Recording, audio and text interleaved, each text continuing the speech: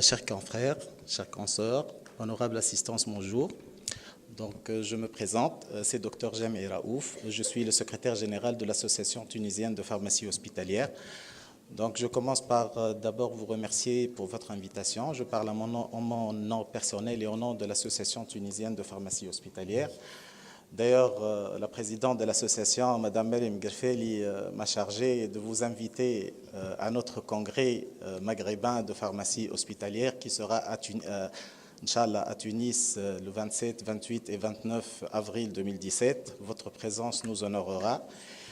Et sinon, dans ce cadre d'échange d'expériences entre la Tunisie et l'Algérie, qui date depuis déjà quelques années, via ma communication, qui sera la présentation de la pharmacie hospitalière en Tunisie, l'état des lieux et les perspectives d'avenir.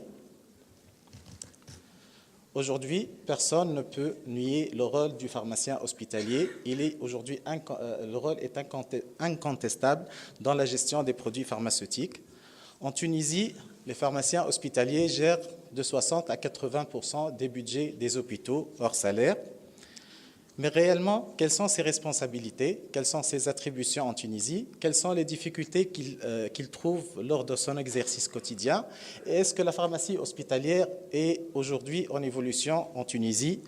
C'est un peu les questions auxquelles je vais essayer de répondre dans ma communication. Commençons par vous parler un peu des dernières statistiques qui parlent de l'effectif des pharmaciens hospitaliers exerçant en Tunisie. Et c'est d'après les dernières statistiques officielles réalisées entre le ministère et le Conseil national de l'ordre des pharmaciens en 2012.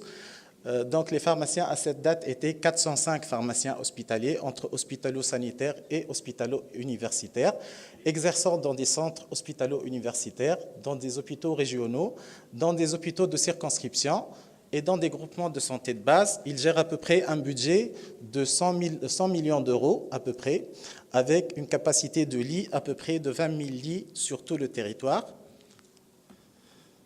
Donc, d'après ces statistiques, il y a quand même une évolution de 110% du nombre des pharmaciens par rapport à l'année 1997.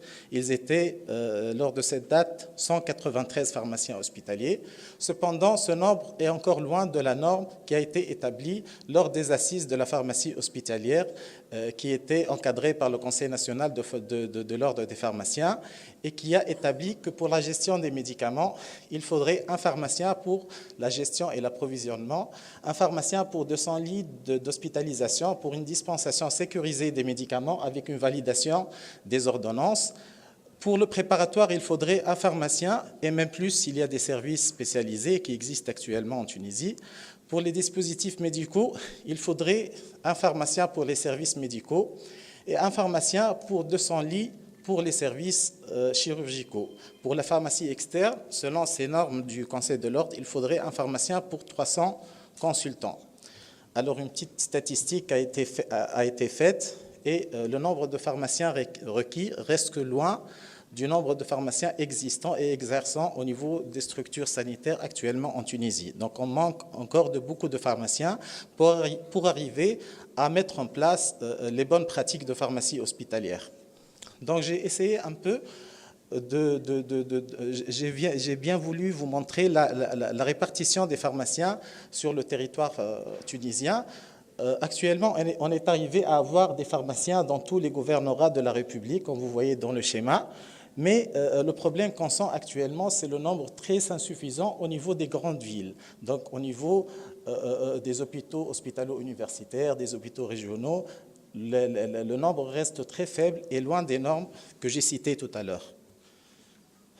Donc, j'ouvre une petite parenthèse ici, c'est pour vous présenter un peu le système sanitaire tunisien. Bien sûr, je vais vous parler uniquement du secteur public. Donc, la carte sanitaire tunisienne, où les offres de soins en Tunisie est répartie en 3 niveaux. Donc, vous avez le premier niveau pour les soins primaires et les petites chirurgies. On trouve les centres de soins et de santé de base, les hôpitaux de circonscription et les centres intermédiaires. Le deuxième niveau est représenté par les hôpitaux régionaux qui existent dans tous les gouvernorats de la République et le troisième niveau qui contient les hôpitaux, les instituts et les centres spécialisés à vocation universitaire. Bon, ce schéma, je ne vais pas m'attarder là-dessus, mais il présente l'organisation des groupements de santé de base et des hôpitaux de circonscription, et c'est tiré du manuel de procédure qu'a élaboré le ministère de santé de base, le ministère, pardon, de santé, pour organiser les premières lignes tunisiennes. Mais je garderai la présentation pour celui qui est intéressé. Parler de l'exercice de la pharmacie hospitalière nous mène à parler des textes réglementaires qui régissent ce domaine. En Tunisie, on dispose d'une centaine de textes, de circulaires, de décrets qui organisent la pharmacie hospitalière. J'en ai choisi quelques-uns qui sont les plus importants et qui nous guident dans notre exercice quotidien. Parler de textes réglementaires tunisiens du monde de la pharmacie nous mène à parler de la loi 55-73. C'est celle qui organise les professions pharmaceutiques, mais malheureusement, cette loi ne parle pas de pharmaciens hospitaliers. Malheureusement, il y a une mise à jour qui est en train d'être faite, mais on ne l'a pas encore. Donc, il y a le décret qui nous impose un code de déontologie pharmaceutique. Comme je vous ai dit, la loi 73 n'a pas parlé de pharmaciens hospitaliers. C'est en 1977 qu'est venue la circulaire qui nous donne notre rôle, donc qui définit le rôle du pharmacien hospitalier. Une circulaire certes très ancienne, mais qui est quand même assez complète et on continue à l'utiliser jusqu'à maintenant. La circulaire numéro 5982 qui parle de la comptabilité des médicaments. Le décret de 2000 qui a mis en place la notion du pharmacien de la circonscription, donc le pharmacien qui exerce au niveau de la première ligne.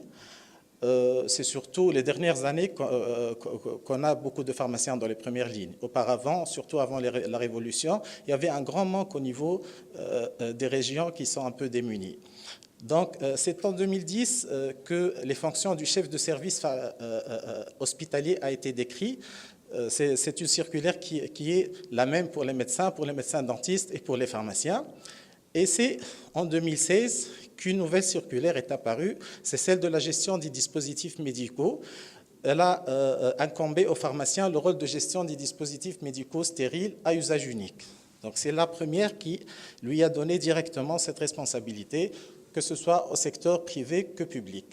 Et donc, en Tunisie, le pharmacien hospitalier est responsable d'abord de l'application de la politique d'État en matière de médicaments et autres produits pharmaceutiques, de l'usage rationnel des produits pharmaceutiques dans les établissements de santé, avec une maîtrise des dépenses, bien sûr, la sécurisation du circuit de médicaments à l'hôpital, la réalisation des préparations, bien sûr, la supervision technique du personnel exerçant dans les pharmacies, que ce soit les services de pharmacie hospitaliers ou dans les groupements de santé, ou les hôpitaux de circonscription, la formation bien sûr continue de leurs subordonnés, la participation dans les travaux scientifiques, et ces dernières années, plusieurs nouvelles missions sont apparues et sont dédiées aux pharmaciens hospitaliers. Je parlerai dans la suite.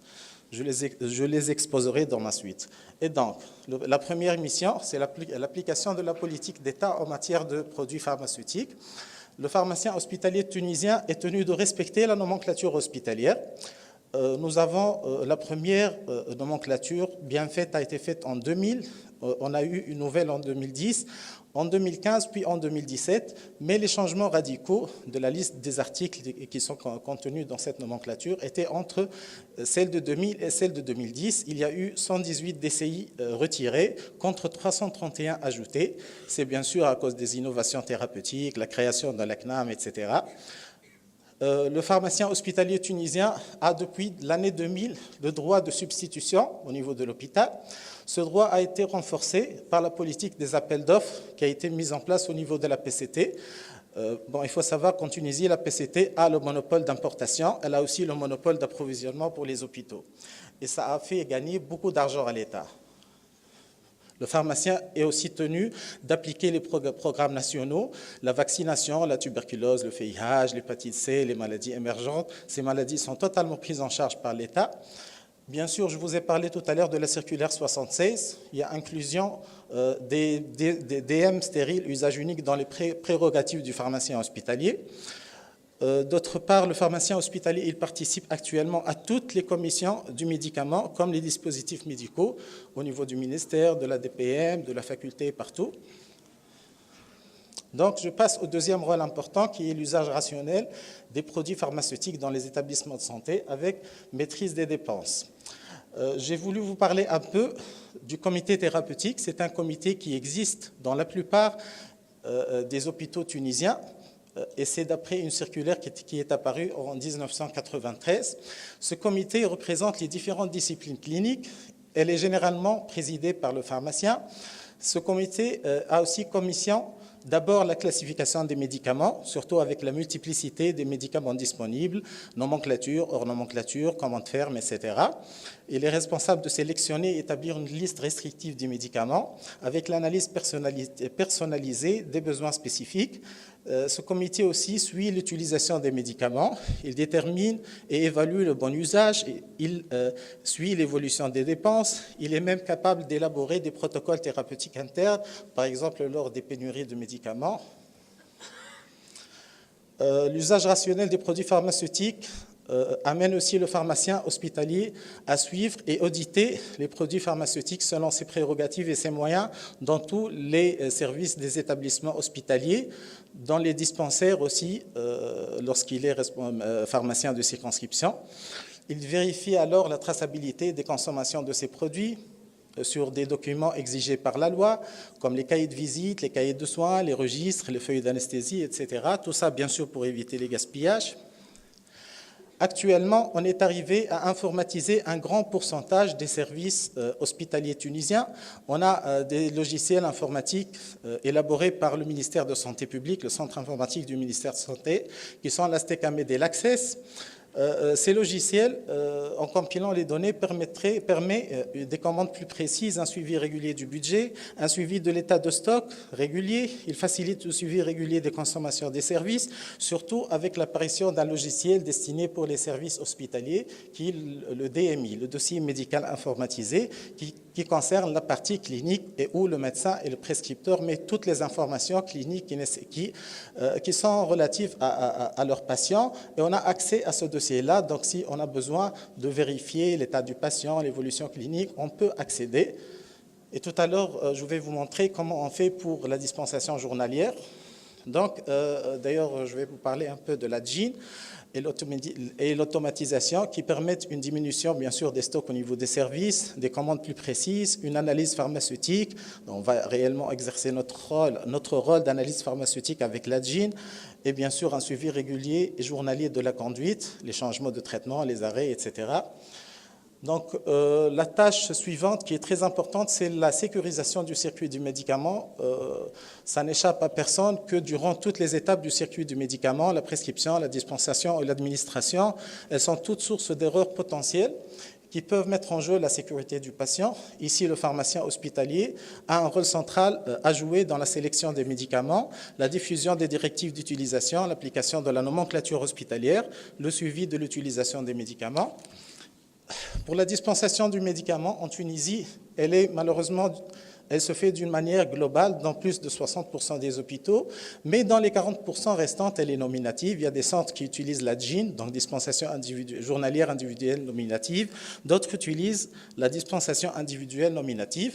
La dispensation globale en Tunisie se fait dans des armoires approvisionnées en fonction des prescriptions nominatives sur la base des cahiers de visite, des cahiers de traitement, les cahiers de soins, avec bien sûr une dispensation individuelle quand même pour les médicaments contrôlés, les médicaments chers, hors nomenclature, spécifiques, particuliers, sur des demandes nominatives avec les renseignements sur la pathologie et sur les patients.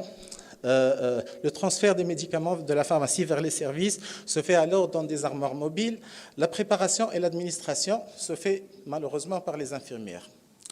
Certains centres, quand même, ont pu appliquer la dispensation individuelle nominative. Les médicaments sont dispensés sur bulletin de prescription nominatif, manuel ou informatisé selon l'établissement. Bien sûr, il y aura une meilleure connaissance des prescriptions. Il y aura aussi l'analyse des prescriptions. Il y aura un bon travail d'équipe entre le médecin et le pharmacien. On a maintenant dans plusieurs hôpitaux l'informatisation, le système STCAMED, je viens de parler de ce système. Et on a la GIN dans quelques hôpitaux et on arrive avec la GIN à sécuriser l'acte d'administration en préparant les doses. Actuellement, la GIN elle est mise en place dans certains hôpitaux, l'hôpital militaire de Tunis, l'hôpital Habib Thamra, l'hôpital Habib Bourguiba, l'hôpital de Bizerte, etc. Et le ministère pilote actuellement un système qui mettra en place ce système dans la plupart des hôpitaux, au moins en commençant par quelques services. Cette dispensation nominative nécessite des outils, l'informatisation d'abord. Elle permettra un meilleur suivi des modalités de prescription, de dispensation et d'administration. Elle constitue un préalable au recueil et à la transmission des données quantitatives et qualitatives nécessaires au bon usage. Je vous montre ici une capture d'écran du logiciel qu'on utilise pour la dispensation journalière individuelle en Tunisie.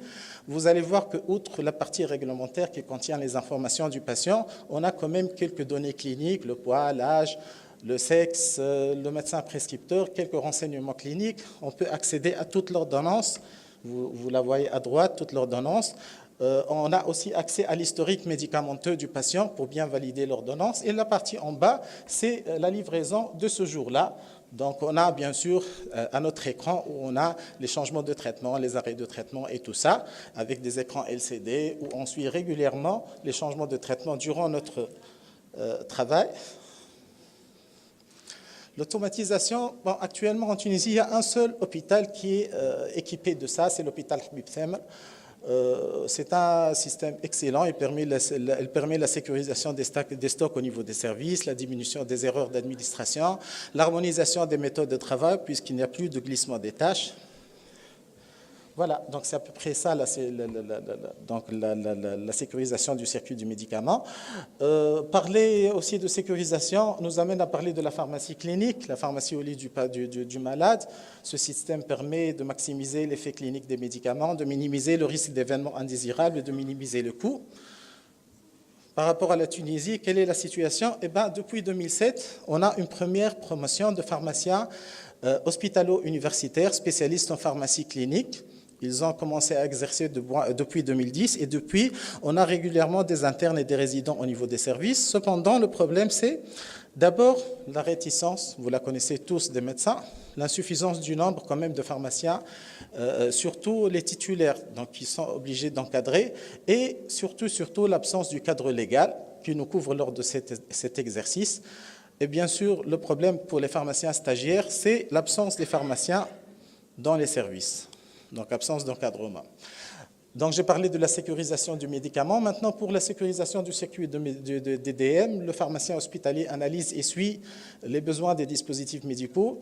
Il analyse les consommations générales et les demandes spécifiques. Il fait aussi la gestion et le suivi des produits spécifiques, la traçabilité et la gestion des dispositifs médicaux implantables. Il participe aussi à toutes les commissions d'achat des automates, des appareillages, etc. Il est aussi responsable de la matériovigilance et le suivi de notification des déclarations d'effets indésirables émanant de tous les services et en collaboration avec les autorités de tutelle. Pour la préparation, on a avancé dans ce domaine. Comme vous savez, le pharmacien, il réalise, contrôle et trace toutes les préparations officinales, magistrales et hospitalières, selon ses moyens bien sûr. Il vérifie la pertinence et la faisabilité de la préparation, l'adaptation des formes galéniques, par exemple les gélules pédiatriques, la gériatrie, etc.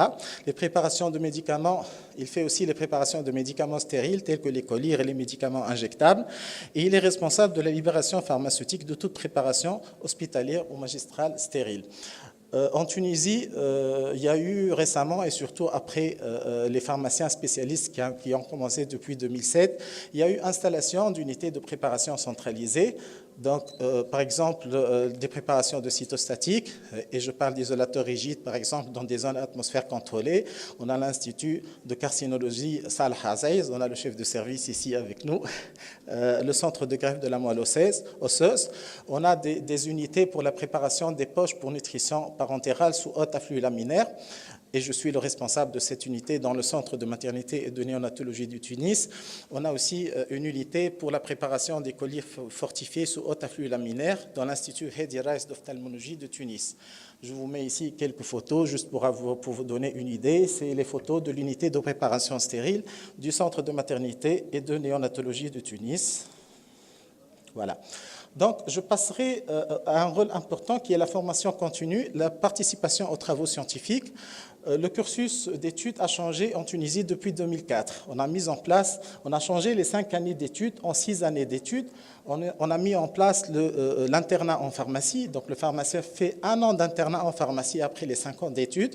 On a aussi mis en place la spécialité pharmacie hospitalière industrielle. Je vous ai parlé de la première promotion qui a commencé à exercer en 2007. Ce cursus a permis un meilleur encadrement des pharmaciens, des travaux scientifiques plus intéressants, des staffs réguliers, une meilleure formation théorique. On essaie de mettre en place la pharmacie clinique. On a des internes et résidents un peu partout dans les services, surtout des instituts hospitalo-universitaires. On a développé les préparateurs, comme je viens de dire. On a des pharmaciens qui sont responsables de la stérilisation centrale maintenant. Donc, le pharmacien participe actuellement à l'information de tout le personnel médical et paramédical sur les produits pharmaceutiques, sur l'usage rationnel des produits pharmaceutiques, sur la nouvelle législation relative aux produits pharmaceutiques, les informations scientifiques et techniques et économiques en rapport avec les produits pharmaceutiques. Il participe tout le temps à la formation continue du personnel médical et paramédical. D'autres missions, comme je viens de dire dans le début de la présentation, sont apparues. Le pharmacien est actuellement souvent responsable des unités de stérilisation centrale. Ça a été renforcé par l'apparition d'une circulaire en 2013 qui a dit qu'il faudrait désigner un responsable fixe, pharmacien ou médecin, au niveau de chaque institution pour surveiller, organiser et contrôler le processus de stérilisation et vérifier toutes les données liées à l'achèvement du cycle de stérilisation. Malheureusement, elle a dit médecin ou pharmacien, mais c'est le pharmacien qui est normalement responsable de la préparation de ce dispositif médical stérile. L'acte de préparation, c'est un acte exclusif au pharmacien. Donc, le pharmacien, maintenant, il participe dans les essais cliniques, dans la gestion administrative et technique des produits d'investigation, dans la mise en place, gestion et clôture des essais cliniques, dans la préparation des médicaments à l'essai, dans la traçabilité des essais cliniques. Certains pharmaciens aussi gèrent les accessoires et réactifs de laboratoire, ils gèrent les gaz médicaux, etc. Voilà. Donc, après de vous avoir parlé de l'état des lieux de la pharmacie hospitalière en Tunisie, je voudrais quand même partager avec vous quelques contraintes qu'on vit tous les jours, la plus importante étant une réglementation qui est quand même très ancienne.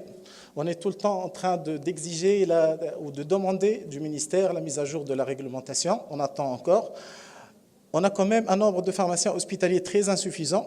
D'après le travail qu'a effectué le Conseil de l'Ordre en 2012, il faut au moins 363 pharmaciens en urgence. De 2012 jusqu'à aujourd'hui, je crois que pas plus de 60 pharmaciens ont été recrutés, surtout avec la conjoncture et la crise économique. Malheureusement, dans les services et les unités de pharmacie, on manque de personnel qualifié, on manque de locaux et de matériel conforme. Actuellement, en Tunisie, aucune pharmacie hospitalière ne répond aux normes minimum nécessaires à la gestion de stock, a fortiori de gestion de produits pharmaceutiques sensibles, qui sont bien évidemment les médicaments. Si je vais essayer de parler des perspectives d'avenir et l'évolution de ce métier en Tunisie, je vais citer quelques points positifs, notamment une mise à jour de la réglementation qui est en train d'être réalisée, un programme de mise en place de la DGIN et de la DMI en cours piloté par le ministère. Elle a déjà engagé un grand montant pour cet objectif dans le budget. On a quand même une évolution assez importante du nombre de jeunes pharmaciens qui sont ambitieux, ils veulent changer les choses. Il y a des efforts au niveau de la faculté de pharmacie. On a une seule en Tunisie d'ailleurs. Donc, dans le sens de l'adéquation de la formation initiale et continue assurée par la faculté de pharmacie aux spécificités des activités pharmaceutiques. On vise aussi, bien sûr avec le ministère, à mettre en place un système qualité en collaboration avec une instance qui est indépendante du ministère et qui est l'INA Santé. C'est une instance d'accréditation et qui est en train de mettre en place un manuel de procédure. Il y a aussi un projet pilote d'accréditation de certains établissements publics. Ici, j'ai juste mis un petit schéma qui présente le manuel de procédure des premières lignes surtout. Donc, il y a un grand travail de qualitologie piloté par le ministère et l'INA Santé. Dans ce même cadre, dans le cadre de bonne gouvernance et d'amélioration des prestations de services, il y a un groupe de travail au niveau du ministère qui veut mettre en place un projet ambitieux d'informatisation e-pharmacie pour la gestion des stocks au niveau des groupements de santé de base. Bon, vous voyez un peu, il y a un groupement, il y a des dispensaires qui sont très loin. Donc, il faut vraiment un bon système pour permettre aux pharmaciens qui est dans le centre, dans le groupement, de gérer des dispensaires qui sont parfois à des dizaines de kilomètres de cette localité. Donc, ça va dans un bon sens. Inch'Allah, ça aboutira. J'ai voulu quand même parler un petit peu de nos efforts. Nous, la TPH, donc l'association la plus ancienne qui est pour les pharmaciens hospitaliers, nous visons à unifier les procédures et notre responsable des manuels de procédure, Madame Inès, est bien là avec nous. Donc, on vise à former les nouveaux pharmaciens. On est en train de on a mis en place un système de formation continue pour les pharmaciens hospitaliers à travers des journées scientifiques mensuelles réparties sur tous les territoires qu'on a appelés les jeudis de la TPH. On vise à mettre en place une revue scientifique uniquement pour les pharmaciens hospitaliers, Inch'Allah, ayant bien sûr comme objectif le partage des connaissances et des compétences, rapprocher le savoir et le savoir-faire à tous les pharmaciens hospitaliers sur tout le territoire. Et pour conclure, je dirais que la pharmacie hospitalière en Tunisie est en pleine évolution. Par ailleurs, elle doit être renforcée par un système de management de la qualité qui doit prendre en compte la législation, la structure, l'organisation et le personnel. Et merci pour votre attention.